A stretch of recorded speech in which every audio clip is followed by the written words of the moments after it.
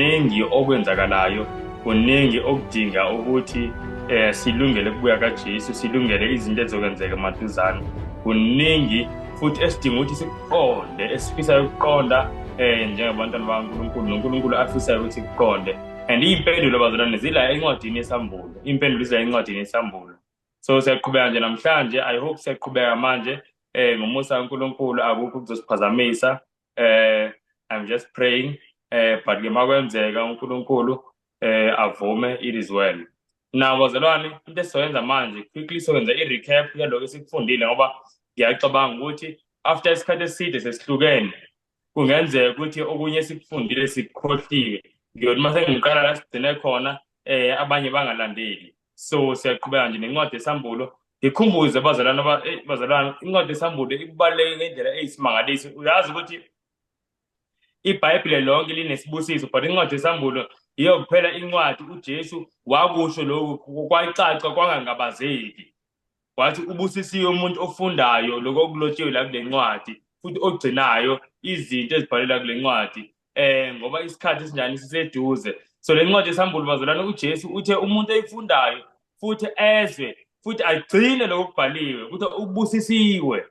Ongathi uJesu wayibonile ukuthi abantu abaningi bazoloke beyibalekela le ncwadi bengayifundi, sibagethe isibusiso. Siyebona leyo nto. So uJesu wathi cha, athi ngisho ngowami umlomo ukuthi umuntu ofundayo la abeseyaqonda, abeseyagcina lokakufundile, ubusisiwe. Very very important bazalwane. Now bengizaqhubeka ngikhuluma ngendaba yencwadi yesambulo, i-recap. So yenza nje i-recap and then nesifundo. Now kwi-recap yethu engifuna sibuye bazalwane ukuthi incwadi yesambulo ikhuluma ngani. uJesu incwadi yesambulo yini akhuluma ngayo? Very quick lesson, incwadi yesambulo chapter 1. Lapho sofunda uverse 1. Isambulo sikaJesu amnika sona uNkulunkulu ukuba abonise izinceku zakhe izinto ezimelwe ukwenzeka masinyane, ethuma ngengelosi yakhe esibonakalisa encebeni yakhe uJohane, owafakaza ngezwi likaNkulunkulu nangobufakazi bukaJesu Kristu konke akubonayo. Amen, amen, amen. Now iverse elandelayo, verse 3, la iBhayibheli likhuluma ngesibusiso esitholwa umuntu ofundayo, ozwayo, ogcinayo konke okulotshiwe la kule ncwadi. All right. Now verse 1. Verse 1 siyatshela ukuthi incwadi yesambulo ibhalelwe izinceku zikaJesu. Khona uJesu ufisa ukuvezela izinceku zakhe izinto ezizokwenzeka. Siyibona lento bazalwane. So incwadi yesambulo ibhalelwe, angisho ngenye indlela mhlambe, ibhalelwe ibandla likaNkulunkulu. Seyizwa leyo nto. So incwadi yesambulo is written for the church. That's why umhlaba ngeke uziqonde incwadi yesambulo, ngisho noma umuntu angahlakanipha kanjani asemhlabeni ngeza iqonde ngoba ayibhalelwanga yena. Now number 2 engifisa ukusho ukuthi uNkulunkulu akambhaleli umuntu into engakhulumi naye noba ngaye noba ezomsiza ekuthini afeze icebo likaNkulunkulu. Seyizwa leyo nto. So uNkulunkulu mayikhuluma nomuntu, angeke uNkulunkulu athi mayikhuluma nawe akutshene indaba zomuntu. Siyibona leyo nto. uNkulunkulu ukutshena indaba zakho. Ingakho iBhayibheli mawufunda ku-Isaiah 58 kuverse 1 lithi, cry aloud, spare not, lift up thy voice like a trumpet, and show my people their transgression and the house of Israel their sins. Seyizwa leyo nto. Ayisho ukuthi show my people other people's sins. So uNkulunkulu mayikhuluma, ukhuluma nawe into ephathene nawe noma ezosiza wena ukuthi uqonde umsebenzi wakho ekufezeni icebo likaNkulunkulu. Now le ncwadi, since le ncwadi siyibona bazalwane ukuthi le ncwadi le ilotshelwe ibandla likaNkulunkulu, futhi ikhuluma ngezinto eziphathelene nani? Nebandla likaNkulunkulu, ayikhulumi ngokunye. Now i-evidence yalokho siyayithola masiqala nje ukufunda i-chapter elandelayo after chapter 1. Basically chapter 1, chapter 2 no chapter 3 into eyodwa. Lapha yakukhulunywa ngebandla likaNkulunkulu in the 7 stages. Siyakhumbula sayafunda bazalwane, sasifunda i-church history lapha. Sifunda ngebandla likaNkulunkulu kusukela ngesikhathi sikaJesu kuze kufike kwisikhathi sethu. because incwadi yesambulo uNkulunkulu ulobe izinto ezikhuluma ngebandla likaNkulunkulu, ezikhuluma ngebandla likaNkulunkulu nanebandla likaNkulunkulu. I hope lokho kuclear bazalwane. So namasifika ke manje kwisambulo chapter 4, 5 and 6 kumele siqonde ukuthi nalapho kukhulunywa still ngebandla likaNkulunkulu futhi nebandla likaNkulunkulu. Kuyazwakala bazalwane. So uchapter 4, 5 and 6 yilo esikuyena manje yivision eyodwa. Uchapter 4 yisiqalo sayo ila uNkulunkulu esinikeza introduction. Siyayibona leyo nto. La kukhulunywa khona ngeimpawu eziyisikhombisa. Eziphethwe ezivale umqulo nobe ezivale incwadi esesandleni sikaNkulunkulu. Now le impawu safunda abazalwane sathola ukuthi nguJesu kuphela owatholakala ekwazi ukuzivula le impawu eziyisikhombisa. And mayivula uphawu ngalinye kunento eyenzakalayo, And safunda abazalwane ukuthi lezi zinto lezi zonke zikhuluma ngani ngebandla likaNkulunkulu. Athi mhlambe siqale nje kuphawu lokuqala esasilibonile. Angizohlala kulolu phawu ngoba we studied this. So ngisena nje a short recap. So buka uphawu lokuqala, the first seal ukuthi mayivuleka kwenzakalani, and then singene manje kwelesibili. So into esasayifundile so far besafunde nje kuphela lento engiyikhulumayo ukuthi the seven seals akhuluma ngebandla likaNkulunkulu, and safunda isili yokuqala uphawu lokuqala, and ngenza futhi nesummary yezimpawu zesikhombisa ukuthi kahle kahle ziphelela kuphi. Ngizokuphinda lokho namanje and then siyaqhubeka. Asiyeni kusambulo chapter 6 bazalwane. Ake sibuke verse 1 no 2. Ngase ngibona lapho iwundlu livula olunye lwezimpawu ezisikhombisa. Ngezwa esinye sezidalwa ezine sisho njengezwi lokuduma sithi, woza. Ngabona, bheka, nanto ihashe elimhlophe nohlezi phezu kwalo ephethe umtsalo wanikwa umqhele. Waphuma engonqobayo. Asibambeni lapho. Now kuvula uphawu lokuqala. Makuvula uphawu lokuqala kuthiwa kubonakala ogibele ihashe. Ngifisa sikhumbule bazalwane sihlukanise lezi zinto because abantu zibadide.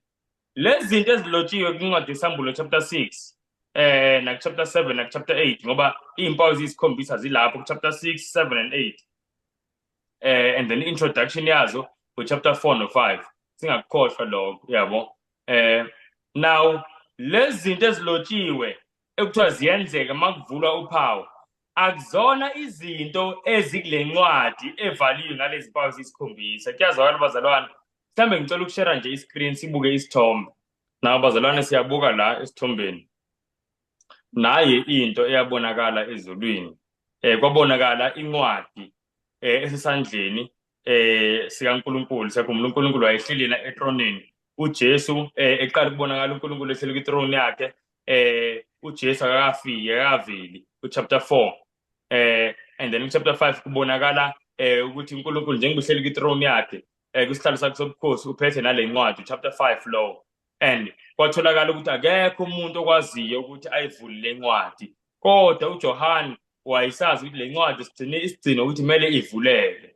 And then bathi besakhala ingilosi yamthinta yathi ungakhali ngokuba ingonyama noba wathi ingonyama yesizwe sakaJuda inqobile, he has prevailed to open the seals. So ikhuluma ngoJesu lapho seyifika ikhulume futhi ngokuthunyelwa kamoya oyingcwele emhlabeni uJesu mase yamkeliwe. Na uJesu uyaqala ke manje uvula ini le impawu ezisikhombisa. Mayevula uphawu lokuqala kubonakala ihashe elimhlophe nohlezi kulo noba ogibele kulo ogqoke umqhele ephethe nani nomcibisholo ohamba enqoba. Seyizwa leyo nto. Now nayinto engifuna sihlukanise lento ebonakalayo makuvulwa lolu phawu akuyona into ebhalwe phakathi kule ncwadi. Yazakala bazalwane. Siyakhumbula sasenza isifundo la sithola ukuthi yini ebhalwe kule ncwadi. Nabazalwane angeke ukukhuluma ngakho namhlanje lokho but sasenza isifundo kwacaca ba ukuthi yini ebhale kule ncwadi nokuthi kungani le ncwadi le mpawu eziyisikhombisa zize zivuleke ngokuphelele ekugcineni, ngoba le ncwadi ekugcineni kumele isetshenziswe ekugcineni, kodwa manje ayikasetshenziswa, izosetshenziswa ekugcineni.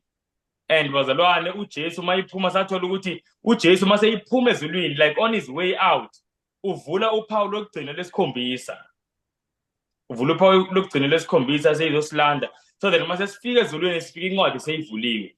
Now uNkulunkulu wenze ukuthi ekuvulweni kophawu nophawu kunento eyenzakalayo la emhlabeni, ukuze kuthi masibona thina ngamehlo ethu into eyenzakalayo emhlabeni sazi ukuthi sesigoluphi manje uphawu. Siyayibona leyo nto, and as sifunda sizobona thina bazalwane ukuthi sikulolu phawu manje elesithupha, sekusele nje uphawu olulodwa ukuthi kuphele yonke lento esikuyona.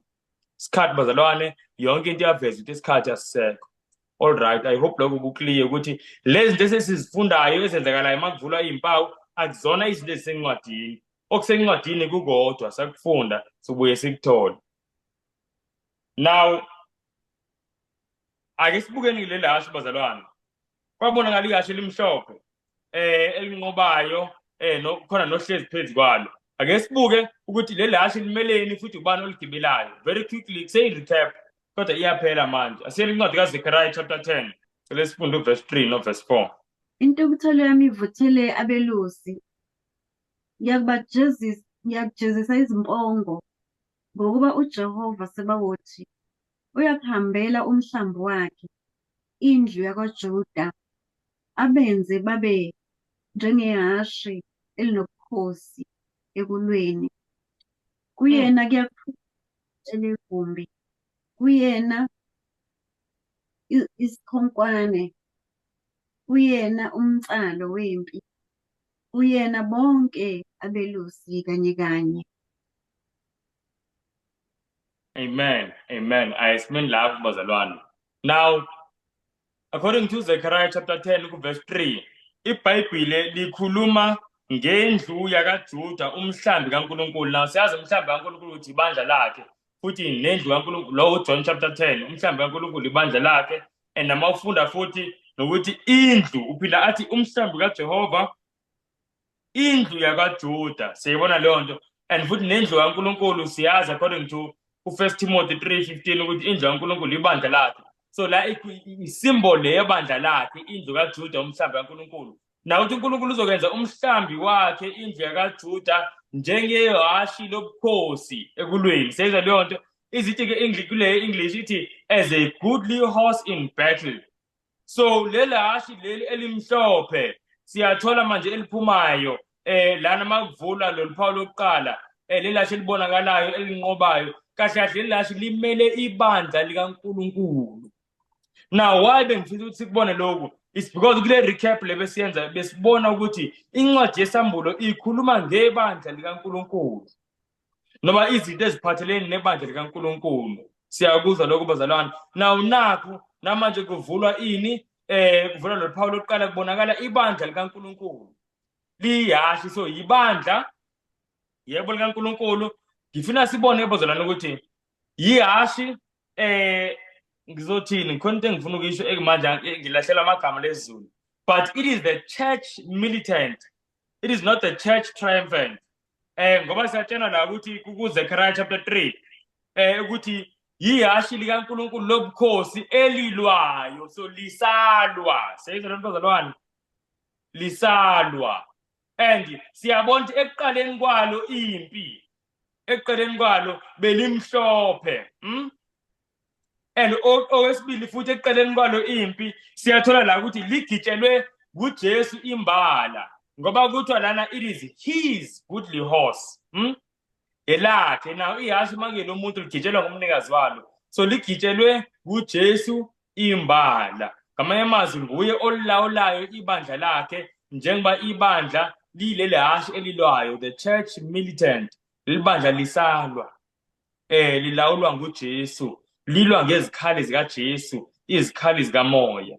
Sayizwa leyo nto bazalwane. I hope that is clear. Now khona into engifuna siyibone. White lo ngoba nje sifuna ngala mahashi, kuzovela amahashi bazalwane nawu 4.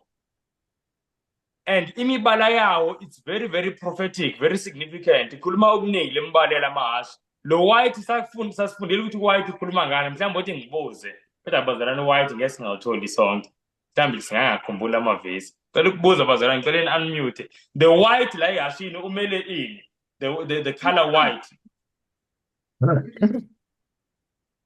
Purity. Angizange bazalwane? Purity. Yebo, purity. Purity says bazalwane. Okay, now sesithela impendulo, bengicela bazalwane ozongipha noma ivesi elilodwa alikhumbulayo. Okay, asiyeni siyobuka ivesi elinye. Maningi, it's quite a few, but since it's Old Testament sekuZechariah, asibuye nokuDaniel. Asinemuva nje la, asinokuDaniel chapter 12 verse 10. So bonke uNkulunkulu uhlanganisa i-purification nokuba mhlophe. Abaningi bazenze mhlophe baqinisiswe, kepha ababi bayakwenza kabi, kodwa akayiqonda noyedwa umuntu, nokho abahlakaniphileyo bakuqonda. Amen. Now siyatshena bazalwane la ukuthi abaningi uthi many are going to be purified and made white. Says leyo nto, so umuntu uma purified ngokweBhayibhile wenziwa mhlophe. And naloku siyakuthola incwadi yesambulo, amanye ningawabhala nje bazalwane. Elinye abazalwane abalikhumbulayo isambulo 7 verse 14. La iBhayibhile likhuluma ngabantu ababonakalayo sebenqobile ukuthi obani laba, and then lithi iBhayibhile yilaba abaphuma ebunzimeni obukhulu, abagezile izingubo zabo bazenze zabamhlophe egazini lewundlu. Siyayizwa leyo nto? Now siyathola la ukuthi into egezekile and igezwe igazi kodwa ibanjani ibamhlophe. No, Revelation 19 verse 8 iyasho ukuthi ibandla laNkulunkulu ligqokile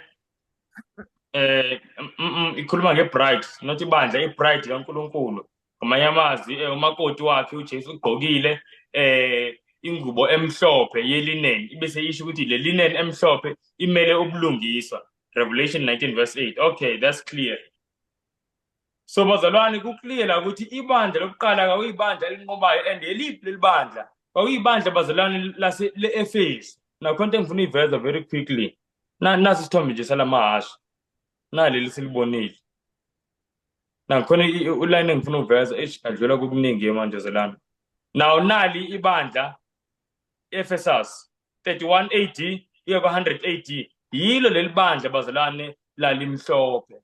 Yile leli bandla bazalwane lalinqoba ngezwi likaNkulunkulu, the bow. Yili bandla lalidubula ngempela lalinqoba limlalela uJesu yonke into liqhutshwa ngumoya kaNkulunkulu. uJesu ekhuluma nebandla lakhe through umoya oyingcwele. Njalo uma ufunda incwadi yezenzo uyakhumbula ukuthi siyesifunda indawo eziningi la ukuthi hayi babefisa ukuya endaweni ethile kodwa umoya kaNkulunkulu wabanqabela. Babefisa ukwenza ukuthi kodwa umoya wabanqabela. Kube sekuthiwa behlele endaweni ethile bekhuleka, umoya wakhuluma wathi ngihlukaniseni abantu abakanje nakanje. Akekho anikaze nimangale bazalwane. Anikaze nimangale manifunda incwadi yezenzo. Makuthiwa umoya kaNkulunkulu wathi asikaze sizwe la ukuthi ayi ngelinye ilanga banqaba. We've never read that. Ngoba babelawula babezinikela ukuthi bazoholwa nguNkulunkulu. Whatever God says, kwathi kukhuleka umoya ukuthi wakhuluma umoya, bese Antioch wathi ngihlukaniseleni umpostoli uPawuli noBarnabas. Akekho kubo othi ayi cha yabona manje ngisolana ekudeni mina nami ngifuna ukuhlala phansi njengabanye ngifisa ukuhlala nomndeni wami. Kathi uma sekukhuluma umoya kwaphela konke. Yabo. Now that is why lelibandla lalinqoba. All right, ngizoma lapha bazalwane nge-recap. Now asiye kwisifundo sanamhlanje. Mhlambe before ngingene kusona lana bazalwane kwincwadi yesambulo athi ngibuyele emuva kulama seals la kunamasila ayisikhombisa. Lamasila ayisikhombisa ahambisana namabandla ayisikhombisa. Siyibona leyo nto. uNkulunkulu ukhuluma ngebandla lakhe up until isikhathi sokugcina, but kunomehluko nje omncane. masifunda amabandla ayisikhombisa, ibandla lokugcina libonakala libuthakathaka kakhulu. Libonakala lingeyilutho, ukuthi uzathi uJesu lifisa ukumphalazisa. Ibandla laseLaodikiya, ibandla elithi angiswele lutho nginokuningi. Ibandla elisivivi elingashisi elingabandi, siyayibona leyo nto. Ibandla lokugcina elibonakalayo kwincwadi yesambulo chapter 3.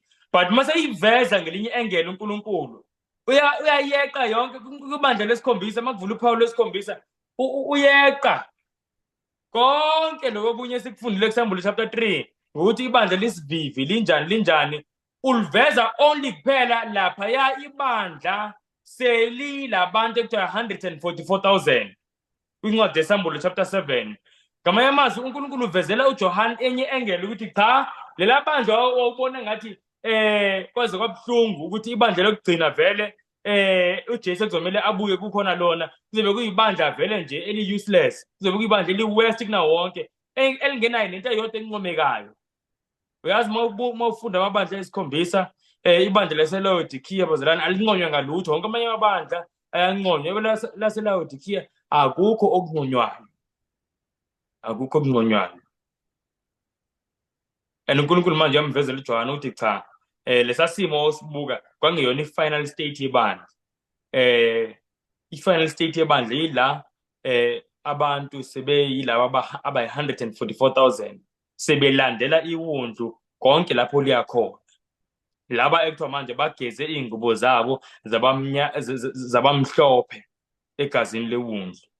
So uNkulunkulu umbonise uJohane kanjalo lana kwiyimpawu eziyisikhombisa. Na mhlawumbe omunye ubuza ukuthi awu, if into ekhuluma nathi thina siyibandla lesikhathi sokugcina yile ye-144,000 ilolu phawu lesikhombisa, sifundelani pho ngazo zonke lezi impawu? Mhlawumbe manje sivele sizeqe siye kulolu phawu lesikhombisa. Kunesizathu bazalwane ukuthi why uNkulunkulu elobile konke lokhu. Kunesizathu why kumele sikufunde nalokhu even though sekudlulile lokunye kwamanye amabandla sewedlulile. Ake sifundeni mhlawumbe isizathu sakhona. There is something I want us to see. Asele incwadi kwabaseKorinte, sibeke esinye isandla nje kusambulo 6 siye kuCorinthians ukuthi why are we reading? Kungani sifunda lokunye kodwa kube kumlando manje sekuyi-history? Bazalwane, sidinga ukufunda impela. Asele kwabaseKorinte, uNkulunkulu uyasifundisa. Enye izinto asifundisa ngazo bazalwane umlando. Izinto asisenzayo uNkulunkulu ngumlando. Corinthians, is it First Corinthians or Abakuqala kwabaseKorinte isahluko ngu-10 ivesi 11. kepha lezo zinto zabehlela bona kube yisibonelo, kulotshelwe ukusiyala thina osekufikile kithi ukugcina kwesikhathi. Asimeni lapho bazalwane, la uNkulunkulu ukhuluma ngezinto ezehlela ama-Israyeli. Na omunye umuntu ebengabuza lento esiyikhulumayo ukuthi why uNkulunkulu esilobele izinto ezenzeka kuma-Israyeli. Uthi umpostoli Paul cha, kahle lokhu akulotshwa. Angeke ulobele abantu yabona manje if mhlambe kungasha la ekhaya wonke umuntu uyabona. Makulotshwa angeke kuze kulotshelwe thina esibonayo ngoba sibonile ukuthi kwenzekeni. Siyayizwa lento bazalwane. So uthi umpostoli Paul akulotshelwanga kahle labo badlule lapho, kulotshelwe thina esekugcineni ukuze bazalwane sifunde ngalezi zinto ezenzekile kulabo basekuqaleni. Sayizwa leyo nto. Now sathola izifundo eziningi sifunda ngebandla likaNkulunkulu. Namanje sisazofunda izifundo eziningi sifunda ngebandla likaNkulunkulu kule angle yeyimpawu eziyisikhombisa. Ake siyeni ke bazalwane. So I hope ukliye ukuthi konke lo uNkulunkulu ukulobele thina siphile esikhathini sokugcina. And yabona leli bandla esifunda ngalo manje lelesibili liphawu lesibili, I am telling you bazalwane, yinto ngempela isona sifundo sethu samanje. Sona sifundo sethu samanje kumele sisithole. Asiyeni khona kusambulo chapter 6 back again. Siyaqhubeka nje naso la besigcine khona ngisho besifunde la kuvula khona uPaul oqala. Siqhubeke manje la kuvula khona uPaul lesibili kuya ku verse 3. Verse 3. Nalapho livula uPawu lesibili ngezwa isidalwa sesibili sithi woza.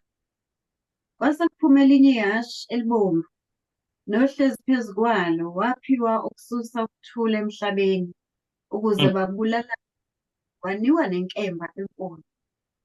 mm, mm, mm. Amen.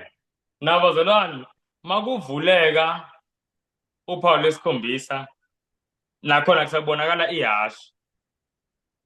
Nabe sesitholile ukuthi ihhashi limele ini? Ibandla likaNkulunkulu elilwayo, yabo, church militant. Now leli hashi leli libonakala selishintshe umbala. Leli hashi selibonakala manje selinjani? Selibovu. It is now red instead of white. And kubonakala futhi nogibele ihashi bazalwane, kuthiwa lo gibele ihashi wayekuthatha ukuthula emhlabeni ukuze abantu babulawe. Kahle ngaze ngithi kubulawe abantu ngendlela ebeke ngayo la. Abantu babulawe futhi kuthiwa wanikezwa lo gibele ihashi inkemba enkulu. Na kwihashi lokuqala sabona ukuthi uNkulunkulu imbali noba ngizothi uJesu ogibele ihashi lokuqala ngoba kuthiwa ihashi lakhe uNkulunkulu, ibandla lakhe, ihashi lakhe. Namanje ngiyafisa ukuthi nguJesu. Na umunye uzobuza ukuthi hawu uJesu uthatha ukuthula emhlabeni kanjani? Bazalwane, uJesu uyinkosi yokuthula. Mhlawumbe sike sabuke nje lamavesi. Ake siyene kuncwadi kaIsaya. Funa size nayo kahle. Sekuncwadi kaIsaya. Isaya Isaiah chapter 9. Siyene kuverse 6. ngokuba sizalelwa umntwana, siphiwa indodana, umbuso uyakuba semahlombe akhe, negama lakhe liyakuthiwa umluleki omangalisayo, Mm. uNkulunkulu uyise ongunaphakade, inkosi yokuthula. Lana kukhulunywa ngoJesu. Wonke lamagama akhuluma ngoJesu. And ngiyefisa sifocus kakhulu kuleli lokugcina. Lingithintile kodwa naleli umaluleki omangalisayo. Silibambe nje bazalwane. Ngoba ezikhathini eziningi uyazi ukuthi abantu sinayo indaba sinayo into yokuthi sifune ukwaluleka, sithanda ukwalulekwa ngabantu kakhulu, ngabangane, ihlobo kanjalo kanjalo. Abe kodwa umaluleki wezinsuku emile eduze kwethu efisa ukuthi sicele kuye ukwalulekwa. Nayo liyangithinta kakhulu leli vesi malithi ngumaluleki omangalisayo. Yayibona into umuntu mayezokwaluleka umangala uthi ha bengazi ukuthi lento kanti kanje. So it's just a very powerful lesson ukuthi bazalwane masifuna ngempela usizo kuyinto esididile ake sithathe isikhathi sikhuleke sicele nje kumaluleki omangalisayo osaluleke. Now ukuthi uJesu la bazalwane, he is the Prince of Peace. Nkosi yokuthula, nkosi yokuthula. Now kwenzeka kanjani ukuthi la kodwa kwisambulo lo gibele ihashi onguJesu, kuyihashi lokuqala sithole kunguJesu. Akhona amahashi esisazoqhubeka ngawo, sizobona ukuthi amanye amahashi aqhube ezisihamba isikhathi ayamhlisa uJesu athi asafuna ukugitshelwa uwe, kube sekugibela omunye umgibeli, but la kusagibela uJesu. Kodwa inkosi yokuthula bazalwane ikuthatha kanjani ukuthula ebantwini, number 1, and futhi iphethe kanjani inkemba, iphethe kanjani inkemba. Ake sizweni yini le nkemba ekhulunywa ngayo. Sobuka inkemba sibuke nokuthula lokuthi kuthathwa kanjani. Asiyeni kwincwadi ka-Ephesians, kwase-Efesi uthi yini inkemba. Efesi chapter 6 ake sibukeni ku-verse 17. Namukele futhi isigqoko sensindiso nenkemba kamoya eyizwi laNkulunkulu. So kuthiwa yini inkemba bazalwane according to leli verse? Inkemba kamoya kuthiwa yini? Yizwi likaNkulunkulu. So now nayi inkosi yokuthula kodwa ibonakala iphethe inkemba. All right, sekuqala ukuthusa kancane inkosi yokuthula kodwa iphethe inkemba. Now inkosi yokuthula ikuthatha kanjani ukuthula? Ake sibukeni bazalwane amazwi kaJesu. Ayisibone amazwi kaJesu asenincwadi kaMateyu chapter 10 kale verse 34. Ningasho ukuthi ngize ukuletha ukuthula emhlabeni. Angizanga ukuletha ukuthula, kepha inkemba. Asimeni Ye- bazalwane. Yazi uma ufunda iBhayibheli kumele ulihlakaniphele ngoba uma ulifunda uyogcina ufana nalabantu abathi iBhayibheli liyaphikisana naliphikisana. Uyakhumbula uJesu ezalwa kwincwadi kaLuke chapter 1, uma ufunda kwincwadi kaLuke chapter 1, kucula ngisho izingilosi zithi ukuthula emhlabeni, zithi ukufika kaJesu ulethe ukuthula emhlabeni. Nami Isaya manje siqeda kufunda ukuthi uyinkosi yokuthula, kodwa nayo inkosi yokuthula ithi manje ningacabanga ukuthi ngilethe ukuthula emhlabeni, uthi angilethanga ukuthula, ngilethe inkemba. Lokhu kwenzeka kanjani? Cela siqhubeke nakho. Into 35. Oh. Yebo, ngize ukuphambanisa umuntu noyise, nendodakazi nonina, nomalokazana noninazana. Sazomuntu kuyakuba ngabendlu yakhe. Verse 37. Othanda uyise nonina kunami kangifanele, nothanda indodana noma indodakazi kunami kangifanele, angilandele kangifanele. Amen. Ayisibambe lapha bazalwane. Now uJesu uthi akalethanga ukuthula emhlabeni, ulethe inkemba. You know, ngiyangithanda ukuwachaza lamazwi. uJesu wakhuluma nabafundi bakhe mayizobathumela. By the way, uMatthew chapter 10 i-instruction kaJesu ayinikeza abafundi bakhe mayibathumela okokuqala ukuthi bayoshumayela bebodwa. Naw bayahamba bayoshumayela bebodwa. uJesu abese abatshele zonke lezi zinto athi yabona-ke manje kuzokwenzeka ukuthi, kuzenzeka ukuthi, kuzenzeka ukuthi, kuzenzeka ukuthi, kuzenzeka ukuthi, kuzenzeka ukuthi, kuzenzeka ukuthi. Yabo. And one of the things abatshena bona ukuthi lalela-ke njengoba nizobe nihamba nishumayela ivangeli, kweminye imizi enizofika kuyo kuzoxabana abantu ngenxa yevangeli. Kuzoxabana umama nomamezana, kuxabane ubaba kuxabana ubabezala nendodana yakhe, I mean nendodana yakhe, kuxabane nje umndeni wonke, kuxabane ihlobo, obhuti nosisi, kuxabane unkosikazi exabana nomyeni. Kusho uJesu ubatshelelani lokhu, yazi kangangidishi ubatshelelani lokhu, and kusimple bazalwane. Abafundi bakaJesu bazi ukuthi uJesu vele uyinkosi yokuthula, the Prince of Peace. So babezodideka mabeshumayela, mabengatshelanga lamazwi, babezodideka masebeshumayela, bathi mabeshumayela uJesu ukuthi uJesu uye uMesaya, babone kuxabana imizi, babezoyitshela ukuthi kunento wrong abayikhulumile ngoba naku kuxabana abantu phela makukhuluma bona.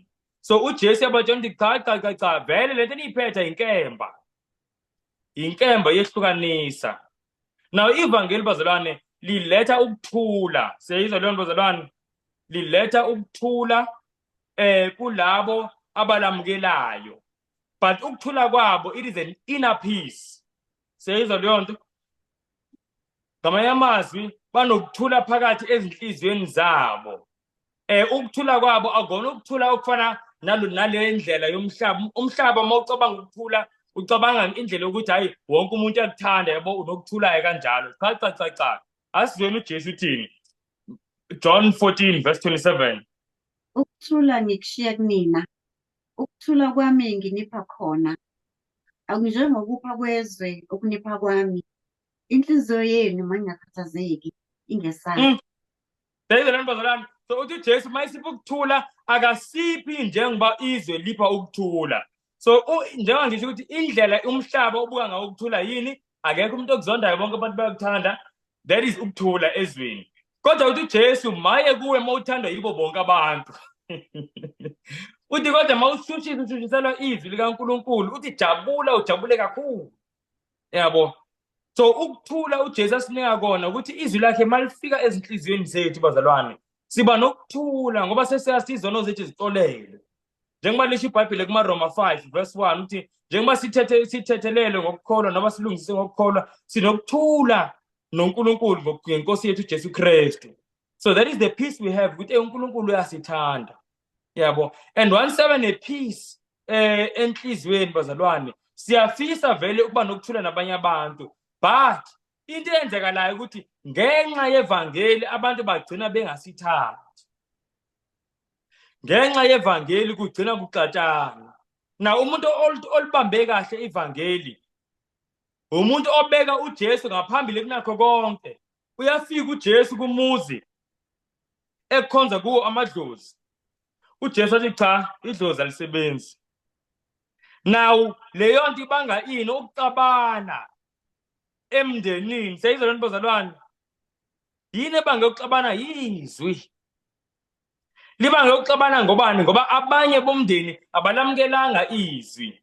Laba abangalamukeli izwi bagcina ke manje sebebulala, sebeshushisa laba abalamukelile. Kwenzeka nje kanjalo bazalwane. Ake sizwe enye indaba, ngizofunda nje into yokugcina la. Abantu bokuqala la iqala ngqa ukwenzeka lento. Kuzoze kube sekugcineni isenzeka kanje bazalwane. Asiyeni kwincwadi kaJohane ukuqala. 1 John chapter 2 bazalwane, leli verse ngihlele ngilikhohlwayo. Bengingaplananga ukulivula. But this is a very important verse. Engicabanga ukuthi bazalwane kumele silibheke. Johane ukuqala chapter 3 verse 12. Kungabi njengoKhayini owaba ngomubi wabulala umfowabo. Wambulalelani na? Ngokuba imisebenzi yakhe yayimibi, kepha eyomfowabo yayilungile. Verse 13. Ningamangali bazalwane uma izwe linizonda. Asibambeni lapho. So kuthi bazalwane, abantu bokuqala, ibandla lokuqala ngqa kwaqheka phakathi ngoba omunye ayifuna ukuqhubeka nemisebenzi emibi, omunye ufuna ukwenza emihle. Nawo lo oqhubeka nemisebenzi emihle wayengenakho ukulwa enhlizweni yakhe ngoba unokuthula akufakwe nguJesu. But lona emsebenzi emibi siyambona ukuthi lana wamzonda waze wambulala. You know bazalwane, lento yamangalisa, ngitshela iqiniso. Wena ohamba ngeqiniso uvele ushintshe manje ube ngumuntu angazi onjani, ongathi ucabene nabantu. Isono sakho sisodwa ukuthi uthe hayi ngifuna ukulandela nje uNkulunkulu. Mina ngizocela ukuthi makenziwe okuthile ngingakwenzi. Angisho nina ningakwenzi, manifisa ukwenza ningaqhubeka. Kodwa uNkulunkulu ngoba akakuthandi lokho, angikwazi ukuthi mina ngikwenze. Yabo. Kube clear nje kubantu ukuthi cha, nangamavesi uNkulunkulu ukhulumile akakufisi lokho, akakuthandi. Awubavimba abantu, awubabopheli izandla, kodwa bona bazofuna ukukuvimba. Abantu abenzi eyibona leyo nto. Nawo kwenzeka kanjani nakuKhayini. Lithi iBhayibheli uKhayini wabulala uAbeli ngoba uKhayini wayefisa ukuthi uAbeli angalaleli naye njengoba naye engalaleli. So kwenzeka into kanjalo bazalwane. Na uNkulunkulu sendayi makhulu kuphazamisayo. Na uNkulunkulu bazalwane, into asibonisa yona la ukuthi ivangeli mawulamukele ngokuphelele vele bazalwane lizoletha intshushiso. Lizoletha intshushiso. And leli lashi leli libovu, so sithola umgibeli walo uphethe inkemba. And ukuthi kuyasuka ukuthula emhlabeni, abantu bayabulawa. Lapho mawuyifunda kwesiZulu nakumanye English ukuthi bayabulalana kahle ukuthi abantu bayabulawa. And labantu ababulawayo amaKristu. And lo mbala lo obovu wehashi yini eshintsha into emhlophe? Yini eshintsha into emhlophe ukuthi bebovu bazalwane? It's when ithelwe ngento ethile ebovu, whether mhlawumbe ithelwe ngedayi noma ithelwe ngani. And lana bazalwane into ethele leli hashi limhlophe ukuze libe bovu igazi. Ured eBhayibhelini esikhathini esiningi urepresenta igazi. Mhlawumbe singafunda nje nevesi lalokho. Asifundeni 2 Kings chapter 3 uverse 22 sibone. So leli bandla ekukhulunywa ngalo leli hashi lesibili yihashi bazalwane elivuza igazi. Elivuza igazi lisagitshelwe ulomgibeli vele ebebonakele ekuqaleni ephethe ini umcibisholo ibow. Still nebow sasiyifundile ukuthi imele izwi masikhumbula. Namanje saphethe inkemba, nenkemba isamele izwi bazalwane, inkemba kamoya. But manje akasekho nje mhlophe kuphela, but into eyenzakalayo manje seyibovu ngoba uyabulawa. Asibuye nje 2 Kings chapter 3 verse 22 ukuthi ured ikhala yegazi, but sayazi lento bazalwane, we're just looking at the verse. Wonke umuntu yazi igazi libovu. Bavuka ekuseni ilanga lakhanya emanzini. abakwaMowabi bawabona amanzi malungana nabo ebomvu Mm. So bazalwane, siyezwa la ukuthi amanzi lakhulunywa ukuthi awebovu njengegazi, and mayiqhubeka ukuthi ababone ukuthi amakhosi athile afile.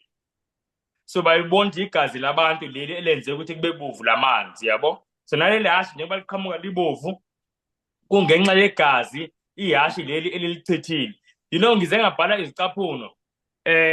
Leli hashi leli bazalwane likhuluma ngebandla likaNkulunkulu ngesikhathi lishushiswa umbuso waseRoma. Ibandla lalimhlophe, limsulwa, ligcwele umoya kaNkulunkulu, lilalela uNkulunkulu. But okwenzeka bazalwane ukuthi ibandla lashushiswa ngoba manje abebengafuna ukulamukela ivangeli labacasula ivangeli, njengoba kunjalo namhlanje ongafuna ukulamukela ligcina limcasula, yabo. Akakwazi ukuthi avele aliyeke phansi kanjalo. Ongalamukeli ligcina limcasula, agcina engumshushisi walaba abaliphethe ivangeli. Now lana ngiveza indaba kaConstantine eyaletha ukuthula after amaKristu ayeshushiswa bazalwane. Eshushiswa ubani? Nangu lo muntu lo sayisafunda ngaye, singabamkhohlwa lo muntu, Emperor Diocletian. Ngicela sifunde nje la ngesingesi kancane. Kuthiwa the 40 years, mhlawumbe ngizofunda la, the 40 years repose was followed by the last and most violent persecution, a struggle for life and death. Kuthiwa the accession of the Emperor Diocletian is the era from which the Coptic churches of Egypt and Abyssinia still date under the name of the era of martyrs.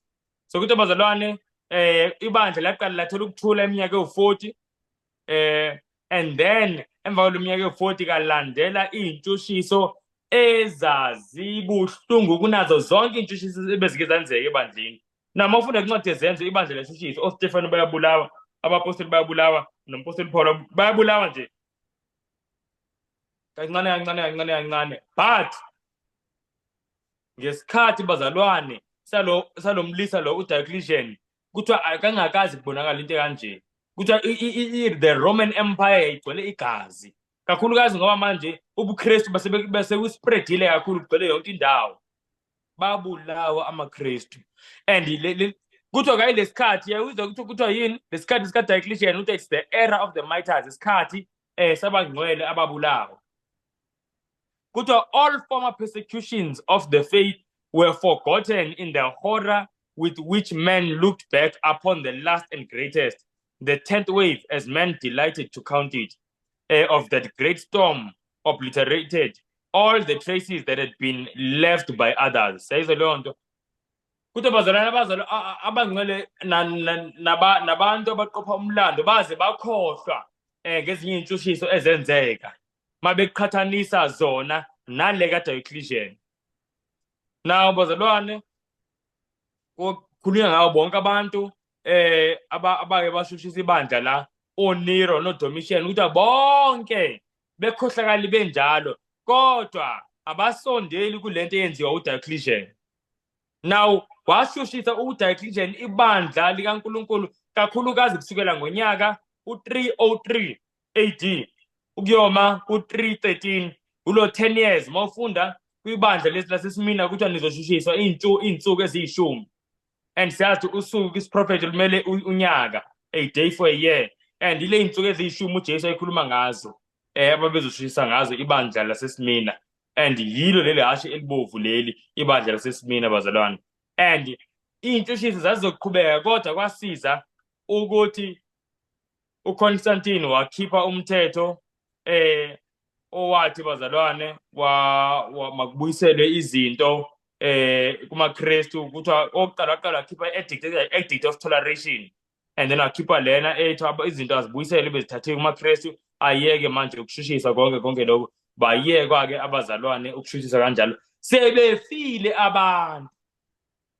Sebefile abantu besaqhubeka kodwa ngevangeli, befile ngendlela emangalisayo kodwa besaqhubeka belibambile ivangeli likaNkulunkulu. Now leli bandla yileli elihambisana neSmina. So the red horse iSmyrna bazalwane. The red horse ihambisana nebandla laseSmyrna. Now ngiyafisa bazalwane ukuthi ngiyivale ngalamazwi. Ngiyafisa lento ukuthi ngiyivale ngalamazwi. Ngiyafisa sikucabange lo. Ihashi elilandelayo. Ihashi elilandelayo selibona bazalwane ngisho ihashi elimnyama. And mawubona umnyama you must know ukuthi ublack uhleze symbolizer ini. Evil, darkness, yabo the prince of darkness uSathane. So kumele wazi ukuthi manje leli bandla mase kuleli hashi elimnyama seligityelwe enye prince, the prince of darkness. Ibandla elilandelayo, ibandla elilandelayo selibuya ihashi elilandelayo leli mase kuvulwa uphawu olwesithathu. But ngifuna sibone isequence lapha bazalwane. Lana into eyenzakalayo kunehashi elimhlophe. Angisho sonke siyafisa ukuba njengaleli hashi elimhlophe. La bazalwane simsulwa siyabona nje ngempela singcwele njengoba uNkulunkulu esifisa sibe ngcwele. Sonke siyafisa ukuba njengaleli mhlophe. La sihambe sinqoba ngoba sithobele umoya oyingcwele. Jesu ukhuluma nathi ngomoya nathi siyawuthobela umoya oyingcwele. Sibe siphikisana nomoya oyingcwele. But njengoba sifuna ukuba njengaleli hashi elimhlophe, ngifisa sazi bazalwane ukuthi ihashi elimhlophe yilo ubumhlophe lobu obubenze ukuthi bagcine bengena enkingeni yokuthi bashushiswe. So wonke umuntu ofuna ubumhlophe kumele futhi alindele nani nentushiso. Kuyazwakala bazalwane. Wonke umuntu ofuna ubumhlophe nobungcwele kumele alindele nani nentushiso. Ake siyeni evesini ngifuna siyivalele abazalwane. Siyele kwivesi uTimotheo wesibili chapter 3. Cela sifunde uverse 12. Verse 12. Verse 12. Yebo, bonke abathanda ukuhamba ngokwesaba uNkulunkulu kuKristu Jesu bayakuzingela. Cela siphinde. Yebo, bonke abathanda ukuhamba ngokwesaba uNkulunkulu kuKristu Jesu bayakuzingelwa. Siyayizwa lento bazalwane. Ayaza sizwe. Kuthiwa bonke abantu abafuna ukuphila impilo yobungcwele ukuthi kuzofika isikhathi la bazothini bazozingelwa khona. Kuthiwa bonke ayisho ukuthi yazi ngeke ngilizwa leli vesi uma ngabe lithi some. Kodwa bonke abantu abafisayo ukuthi all that will live godly in Christ Jesus. Bonke abazothi ngokusiza nguJesu baphila impilo yobungcwele kusaba uNkulunkulu bazokuzingelwa. So mawufuna ukuphila ubungcwele kuthiwa lana kumele ulindele nokuzingelwa. Ngubani ke bazalwane uzosifaka into kanjalo? Yini engenza umuntu azifake into kanjalo? Yini engenza umuntu alangazelele ubungcwele mawukuthi ubungcwele buyazingelisa? Ake sibuke nenye into bazalwane. Yazi kunesicaphulo engifuna usifundo sengize ngaye ukushare screen. I want us to see this again. This is also in the screen. Alright bazalwane, qale mhlambe ngiyakuveza nje lokho. Ngiyayithanda kakhulu le chapter. Ngicela ukubuza bazalwane. Ngicela singafundi into ebhaliwe lapha bazalwane ngoba manje senizobe niyithola impendulo. Yini manje evimbile? Njengoba siyafunda kwiziprofethi bazalwane siyabona izinto ziyenzeka bazalwane ngokusheshsha okumangalisayo. Yini evimbile manje bazalwane ukuthi ukushushiswa kwabangcwele kungaqali? Yini evimbile ukuthi uphawu lwesilo lingashawa? Safunda ngophawu lwesilo sabona bazalwane ukuthi kusondele kangakanani. Sikhumula ngezinto ebezisenzeka manje 2017, 2020, 2021. Sikhuluma ngeminyaka emanje hayi ukuthi sikhuluma ngama-prophecies bazalwane asekudeni emuva. Aze athi uJesu masibona konke lokho kumele sazi ukuthi lokhu ukuqala kwemihelo. Siyibona leyo nto. So siyazi ukuthi sesisemhelweni. Imihelo yenzeka nini? Ayenzeki ekuqaleni kokukhulela kumuntu wesifazane. Ayenzeki futhi ephakathi nendawo, yenzeka ekugcineni seyizobeletha. And uJesu masibona ubhubhane begcwele umhlaba wonke nezizwe zibukelana kukhona ne-climate change yonke leyo nto, uthi kumele nazi ukuthi lokhu konke kuwukuqala kwemihelo. So sesisemhelweni thina abazalwane. Ubhubhane ugcwele umhlaba wonke awukazi ube khona kusukela kwaba khona lo mhlaba. But ngo-2020 sabona ukushintsha kwezinto, ukuqala kwemihelo. And bazalwane siyaqhubeka siyabona izinto kancane izizwe ziyavukelana. And bazalwane nezizwe zona abantu basesizweni manje esisodwa bayavukelana kulo kukhulunywa ngama-civil war. Konke lokhu bazalwane kukhuluma izinto ezizayo, but ake ngibuze kuba ngcwele, khonto encane nje bazalwane eseyisele, khonto encane, kune-event encane esele ukuthi yenzeke phambi ukuthi sishushiswe. Yini bazalwane esele evimbile ukuthi sishushiswe? Cele ningiphendule, cele ni-unmute bazalwane. Umuntu angathi uyaphendula nje umutile ngoba kuyakhohlela. Kune-event bazalwane esele esilindile ngoba lithi iBhayibhile uma ufunda incwadi kaMateyu 24:9 ithi lapho baya kunikhaphela osizini banibulale niyakuzondwa izizwe zonke ngenxa yegama lami. Ibe sithi kuverse 9 kuverse 14 naleli vangeli lombuso lokushumayela izizwe zonke bese kufika-ke ukuphela. Siyayibona leyo nto. So ukuphela lokho esikulindile komhlaba kuzokandulelwa ukubulawa nokuzondwa izizwe zonke ngenxa yegama likaJesu. Kunento ke bazalwane eyodwa nje, ne-event eyodwa esele ukuthi bazalwane sisahleli kanje asikabulawa sikashushiswa. Ukwambula komphiko uKristu. Angeza? Ukwambula komphiko uKristu. Okay, ukwambula komphiko uKristu. All right. Yabona manje siyasondela ngoba umphiko uKristu antichrist yi-beast le eku-Revelation chapter 13 futhi sesike sifunde ngako, sazofunda ngako some more njalo singakafiki chapter 13. Ya ukuthi athole amandla umphiko uKristu, athole amandla okusibulala. Kunokunye ke bazalwane, kunokunye futhi, kunokunye nje, kunokunye. Bazalwane, okay, ngoba kodwa ke usuku lokuqala sesigcine kudala, athi ngibe nomusa, athi bazalwane siyifunde impendulo, athi siyifunde. Ngifuna sibone ukuthi yeyiphi i-event esele kule ma-event enzekalayo ngoba manje siyabuka ukuthi kuyalizizwe ngaphi kusaliwe ko-Ukraine naye manje no-Israel no-Gaza nayo nase-USA kunezo-political tension njengoba kuzanywe ukuthi kudutshulwe o-Trump, konke lezo zinto esiyibonayo nabo nobhubhane. Kunama-event amaningi, but ikhona enye i-event bazalwane esele before sishushiswe. Naye bazalwane ngicela sibuke la, angisho siyabona la kule ncwadi engiyivuleni ithi lana, there is another and more important question that should engage the attention of the churches of today. So the Apostle Paul declares that all that will live godly in Christ Jesus shall suffer persecution. So why is it then that persecution seems in a great degree to slumber?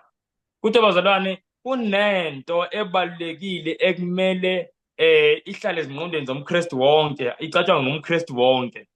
Kuthi umpostoli uPaul uthi bonke abaphila ngomesaba uNkulunkulu uKristu Jesu bayakuzingelwa. Kungani-ke manje ukuzingelwa okungathi akenzakali kule nsuku esiphila kuzona? Akekho umuntu ozingelwa ngenxa yokuthi umKristu. Bese isithi lana, the only reason is that the church has conformed to the world's standard and therefore awakens no opposition. Kuthiwa the religion which is current in our day is not of the pure and holy character that marked the Christian faith in the days of Christ and his apostles. It is only because of the spirit of compromise with sin, because the great truths of the word of God are so indifferently regarded, because there is so little vital godliness in the church, that Christianity is apparently so popular with the world. So let there be a revival of the faith and power of the early church, and the spirit of persecution will be revived, and the fires of persecution will be rekindled. Bazalwane, kuthi bazalwane, isizathu sokuthi singashushiswa kuthiwa yingoba ibandla lanamhlanje selizifanisa nani? Nomhlaba, selenza konke njengomhlaba, and kuthiwa ngenxa yalokho ibandla alishushiswa. Yaqhubeka kuthiwa inkolo yanamhlanje ayinabo lobo bungcwele nalobo bwamsulwa kwakukhona kwinkolo yokuqala ngesikhathi sikaKristu nabapostoli bakhe.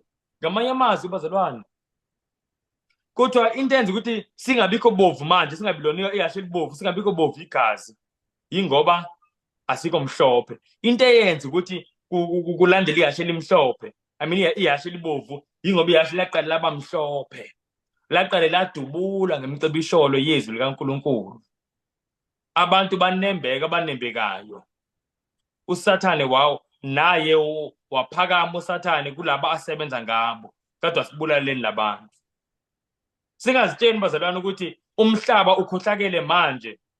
Mhlawumbe ngizothi singazitsheni ukuthi umhlaba wawukhohlakele kakhulu kulesa sikhathi kunamanje. Ngoba yilento abantu abaningi abayitshanayo bathi kulesa sikhathi abantu babekhohlakele, wavele ubulawe nje ngokuba umKristu. Hawu. iBhayibheli bazalwane liyasitshela ukuthi isikhathi ekuzobe kukhohlakele kakhulu kusona yile sikhathi sokugcina. Ukukhohlakala akunciphi, kuyanda. Kusho kanjani iBhayibheli bazalwane? Kuba kunjalo njengoba kunjalo ngemihla kaNowa. Imihla kaNowa kuthiwa umhlaba wonakele ugcwele ubudlangudlanga. Siyabo, Genesis 6:11.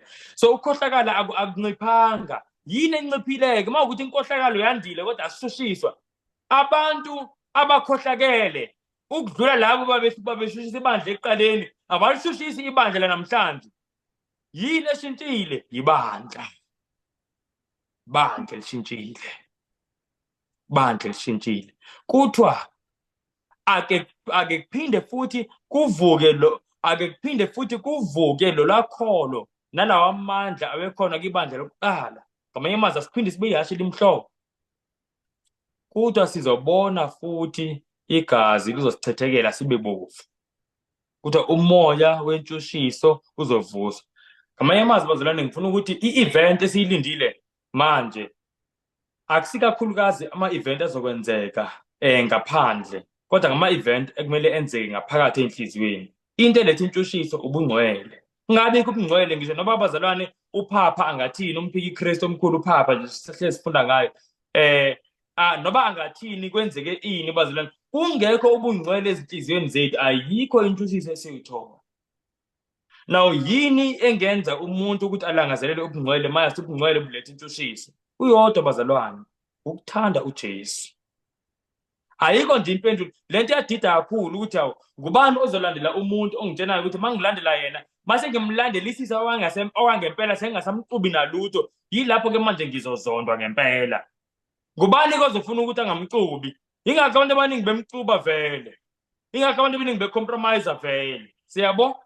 Ngoba abantu bafisa ukuthi bajatshulele nala emhlabeni, bathande nasemhlabeni, nasemndenini yabo, nasemphakathini, nasemabandleni abo. But uJesu mawungilandelisa wangempela, kusho yena futhi uzokuzingelwa.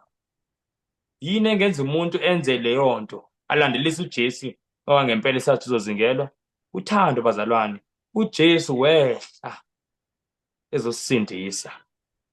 Umuntu othintwe lo luthando nalowo moya futhi esazi ukuthi kuyafana ukufa uJesu ukunqobile. Mangifa manje ngiyalala ngiyavuka futhi. Lo muntu akasakusaba ukufa. Into ayisaba into emehlukanisa noJesu. Ayiba njalo abaKristu ke bazalwane, sizobona ukuthi intshushiso ziyasibuyela. But manje ngendlela esiyona bazalwane, sizobona ukuthi siyafanana kakhulu naleli hashe limnyama esizofunda ngalo kuleli sonto elizayo. uNkulunkulu bazalwane asisize ngempela sicabange ngomnikelo owenziwe nguJesu. Ngomnikelo owenziwe nguJesu. uJesu wehla bazalwane ethatha inyama. Angisakhulumi nangokufa, ngokuthi nje abe ngumuntu. Ngokuthi abe ngumuntu, athi benguNkulunkulu abe ngumuntu. Ashintshanise the great exchange bazalwane, ukuthi asuke kwisihlalo sobukhosi. Ngubani oyenza le nto? Ahleli kwisihlalo sobukhosi abese phazima kweso nako manje sesisibayeni namahashi nezimbongolo. Sesisestablishing amahashi esikhundleni sokuthi uzungezwe izingilosi ezembathe ukukhanya ziyamkhonza. Manje uzungezwe ngamahashi, khona namakhizane lapha nezinto ezinambuzelayo. Siyayizwa le nto bazalwane. uJesu wehla ukuthatha inyama yomuntu. Abese uJesu bazalwane wehla kakhulu mase yivuma ukuthi athintwe ukufa, athi uNkulunkulu avume ukuthi abeke ecaleni ubuNkulunkulu bakhe afe adelele. Kuze kube namanje uJesu yazi ukuthi ngeke akadelela ngale ndlela adelelwa ngayo bazalwane. Niyazi ukuthi njengoba umpostoli Paul ekhuluma ngohlazo likaKristu, uJesu into emenza ukuthi namanje adelelwe ngabantu bathi hayi mina ngeke ngikhonze umlungu, hayi umfana womlungu, kube khona izithombe kuhlekiswa ngoJesu. Into eyenza ukuthi uJesu adeleleke bazalwane ingoba wehla wathatha inyama njengathi. uJesu uba wayengayithathanga inyama ngeba namanje usaphakanyiswa kakhulu kuyo yonke indawo ngeba wonke umuntu esaba ukukhuluma kabi ngoJesu. Kodwa lokhu ukuthi athathe inyama kwamdelelisa kakhulu, kodwa uJesu wakwenza ngoba efisa ukusizuza. Na umuntu okubonayo lokho bazalwane, iy'ntshushisa uyazamukela zinjalo ukuthi azize ukuze ngihlangane nenkosi yami. Azize iy'ntshushisa ukuze ngisheshe ngihlangane nenkosi yami. So zani uNkulunkulu asisize ngempela, siphikelele ukuphila impilo yobungcwele, siphikelele bazalwane ungacompromise, singafani lashe elimnyama esizofunda ngalo, kodwa sibile elimhlophe. Silindele-ke futhi ukuthi nobubovu buzofika ngoba uma umhlophe gazi liyaphalala. Kungaqali mhlawumbe ngegazi, ungaqala mhlawumbe ngokuthi ungafuna endaweni okuzona, kodwa nje konke bazalwane isibusiso, konke isibusiso ukuthi uJesu nibusisile uma kunjalo. Ake sivaleni ngomkhuleko. Nkosi enothando olumangalisa kakhulu, siyakubonga ngesifundo siphe sona. Sifunda nje Nkosi ngezinto esezenzekile nezinto futhi ekumele zenzeke. Siyayicela Nkosi usisize kakhulu singabantwana bakho, silahlekelene Nkosi nendlela yakho. Sakuthanda kakhulu Nkosi kwalo mhlaba, sabambelela kakhulu Nkosi kuloko kwalo mhlaba okudlulayo. Nkosi sicela usisize, lusisize kakhulu, sazi ukuthi Nkosi inhloso yethu nje masiphila thina njengamaKristu la emhlabeni ukuzuza imphefumulo nokuveza isimilo sakho Nkosi. Elusize singaphazamiseki, siyizingane siphazamiseka kalula baba. Elusize singaphazamiseki. Sicela konke sikubonga futhi sicela usithethelele Nkosi kakhulu izino zethu ngoKristu Jesu. Amen. And as for me, I will behold thy face in righteousness. I shall be satisfied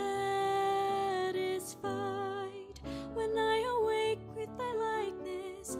I want to be just